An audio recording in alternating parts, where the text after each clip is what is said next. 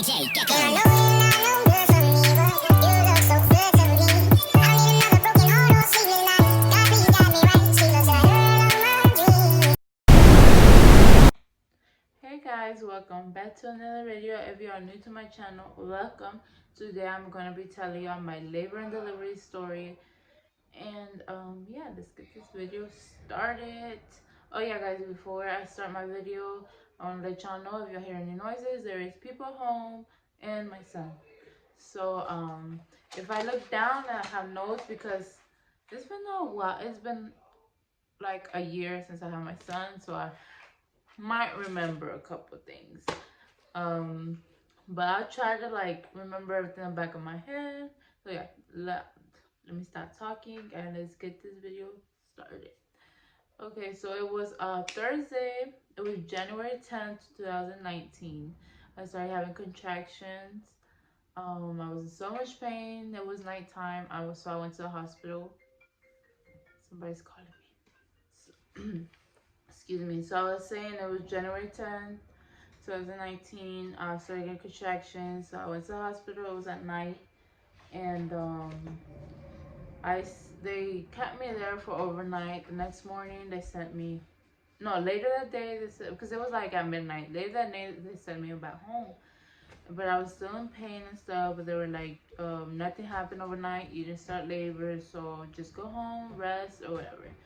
So I did. I went back home, but I couldn't rest because I was in so much pain. I was just walking around the house, and just kind of trying to manage the pain. So then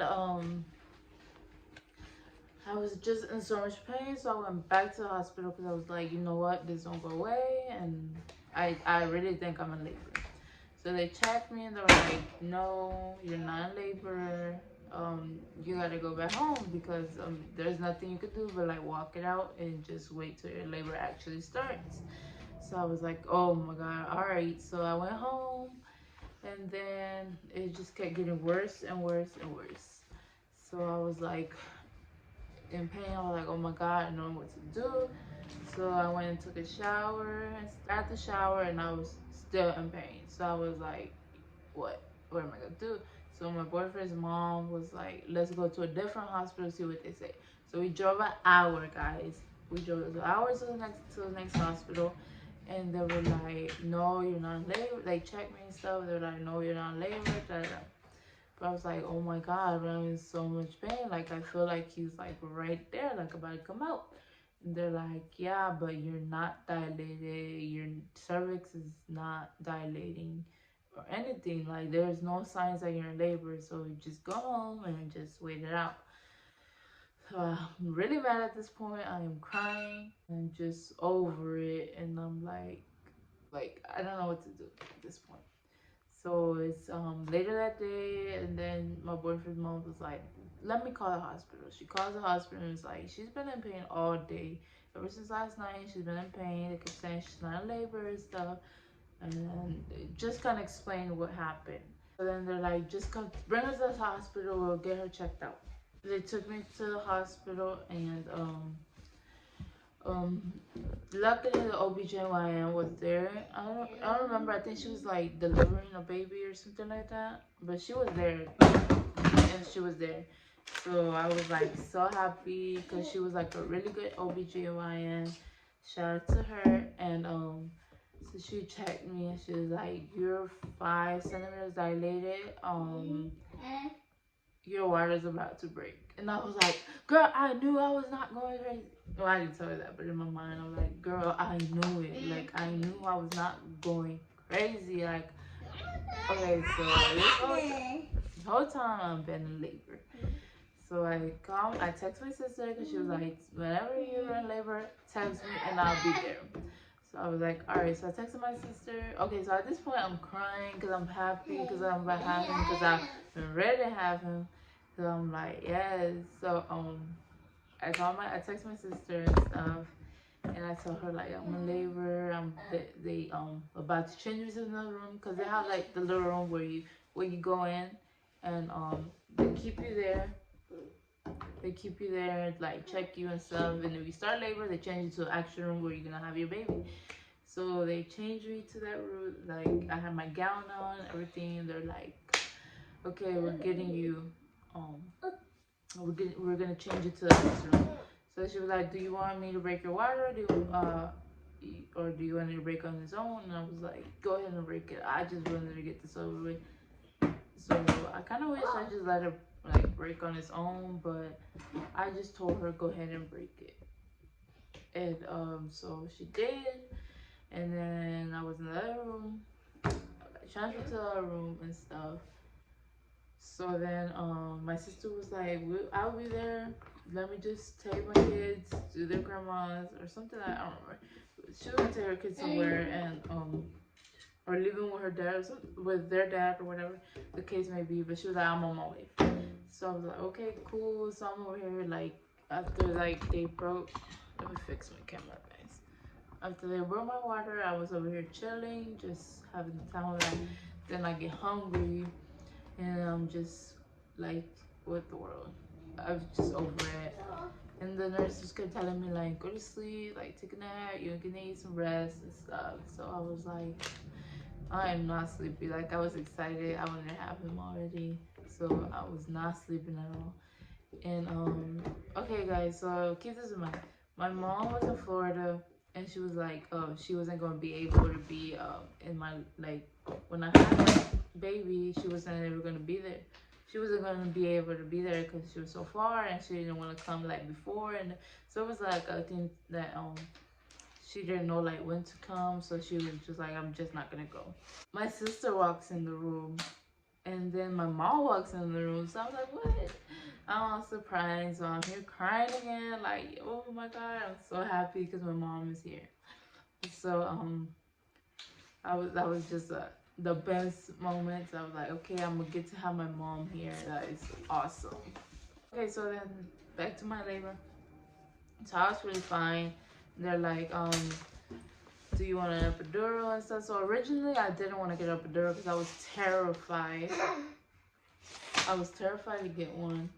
And so I was like, no. I wasn't gonna get one. But then when I was there, I'm like, no, I'm gonna get one because I know I'm gonna be in so much pain. And then I'm gonna just regret not getting it. So I was like, no, give me the epidural, it's fine. So I got the epidural and I'm just kind of there chilling. At this point, I'm hungry. I've been in labor for a couple hours, so it was nothing too bad. So it starts to get kind of late at night and I'm still kind of not really in pain or anything. Point, I was just ready to have him. I'm like, okay, I've been in labor too long. My water's been broke for a while now. Like, what's going on? So I called the nurse and she's like, oh, it's fine. Everything's fine. It might take a couple hours or so. But I was getting worried because my water had been broke for a while now. And I was like, well, my baby's in there, but he doesn't have no, like, amniotic fluid. So I was like, he don't got any. What you mean it's fine? It's been a couple hours. And so my mom was kind of getting worried too. She like keep calling them, girl, like keep calling them because it's been a while. Like, so they put the monitor. Well, I already had the monitor, so they kind of like check the baby and they're like, he's fine, his heart is fine, whatever. Just kind of hanging there. So I was like, all right, I guess. And so then they kept losing him because he kept moving and he was uncomfortable or whatever the case may have been. So they kept trying to change. Every time I moved a certain way, like either they lost him and his heart got lost, his heart rate got lost, or his heart rate would go low or something like that. I wasn't really sure what was going on because they wouldn't really tell me anything. They were just kind of going there and reposition me and stuff. And so I was kind of like lost. I just knew they kept like changing me like this side and just turn this side. So at this point it's like really late, almost midnight, and I'm in so much pain. So I'm like, okay, I think I'm really ready to push. Like, come on. They're like, okay, we're gonna get the doctor and check you and see how much dilated you are. So I was like, kind of like, she's like, I think I was 9 centimeters dilated.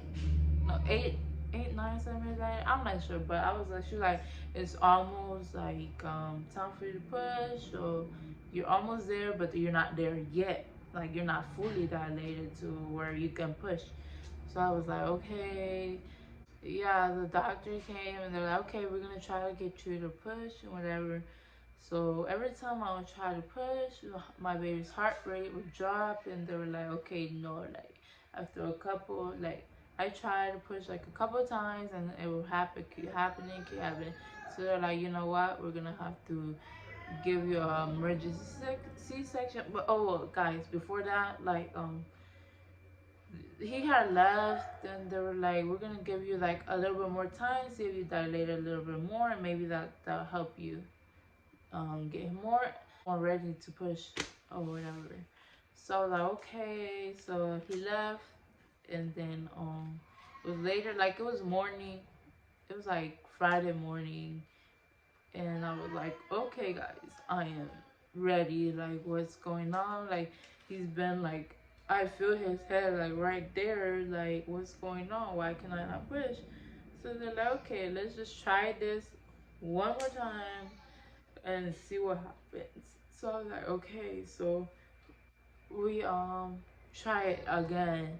So I'm pushing, but keep in mind I didn't get no rest or anything. So I was with like no strength whatsoever because I hadn't slept. I should have listened, but I couldn't sleep. So I was with no strength whatsoever because I didn't get no sleep. I hadn't ate, so I've just been eating like ice chips, literally.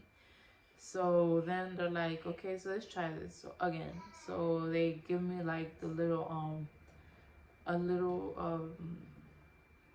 what's it called, like blanket, and to help me push.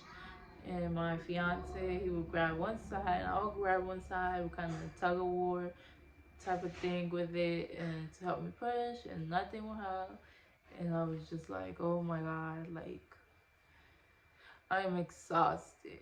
So they're like, okay, well, like his heart rate keeps dropping still, so we're gonna have to give you C-section. So at this point, I'm like really upset. I'm crying again for like the 200th time, but this time I'm upset because I never really wanted to have a C-section. I did want to experience natural vaginal birth. That's what I wanted to experience, but plans, it didn't go that way. Sorry, guys. Oh, my alarm went off. It didn't go that way, so I was really upset. So they gave me this little thing, like it was this big, and I had to drink that. They said it was like to control that acidity in my stomach. So then I took that. It took me a while to drink that because that was nasty. It was so nasty. It was so nasty. So it took me a while to drink that. And so after I drank that, they took me to the operating room. They kind of prepped me up for the surgery. And they're like, only one person could come with you. So, of course, told my fiance to come with me. And I was like, take as many pictures as you can. Like me, I wanted to record my whole labor and delivery. But with us so much going on, we didn't really record much. I will be leaving pictures and stuff throughout the video of when I was in labor and stuff. So exactly 12:59 Friday, January 11th, my son, Caden Antonio Beckett, was born. And it was the most beautiful experience ever. I was crying, my fiance was crying, and it was like a huge relief. Oh my god. It was so amazing, and you can't explain. It's something unexplainable. But it was a long labor for sure, but um, it was worth it. And so they took him and cleaned up, and yeah. So that's it, guys, for my labor and delivery story. Thank you for watching my video. I hope you guys like this video. Like, comment, subscribe, and I'll see you on my next video.